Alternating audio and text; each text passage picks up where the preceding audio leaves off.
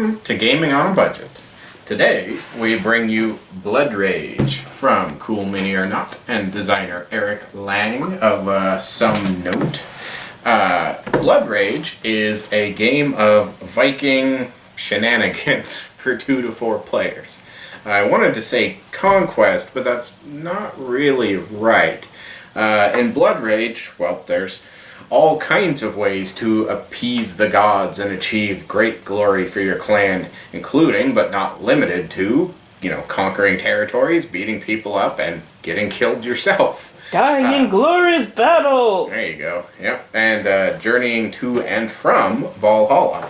So, in Blood Rage, you will take turns, taking 1 of 5 potential actions there. You've got your invade action, which you pay the associated cost indicated by the strength of the figure you wish to place. In the case of a regular warrior at this point, Tilt the card. Tilt the card? Oh, the player board? Yes. Then just say it. Don't wave at me like a crazy person. There. Exciting?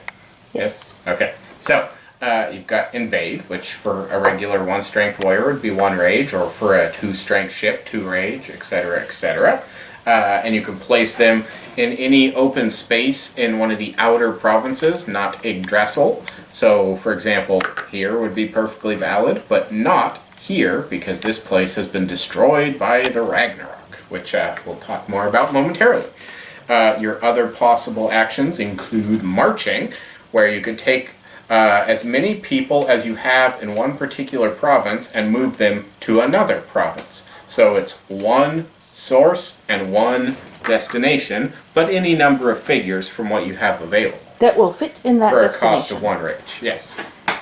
Then you've got upgrade, which is placing cards that you have drafted from the earlier phase onto the appropriate space on your player board, like so, to gain the power indicated for the cost indicated in Rage. Of course, Rage are basically your action points.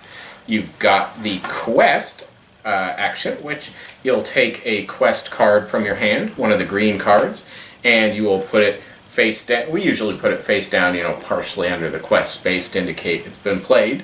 At the end of the current age, of which there are 3, you will reveal and see if you successfully completed them or not. There are no penalties for failure. In which case you would gain the indicated points and a stat, like so.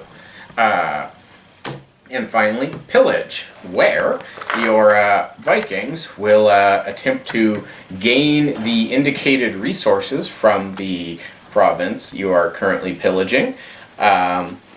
Every Viking present will participate, and Vikings in neighboring provinces, 1 per player, can move over into available spaces before the combat begins. To answer the call of battle. So in this case, the orange player currently has their leader present, who is a strength of 3, and the blue player currently has 2 strength 1 warriors. So the current standings would be 3 versus 2.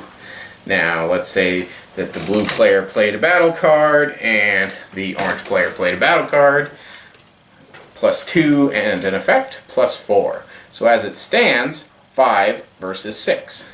This effect would only come into play if the pillage were successful. It wouldn't make sense for orange to play this, but you get the idea.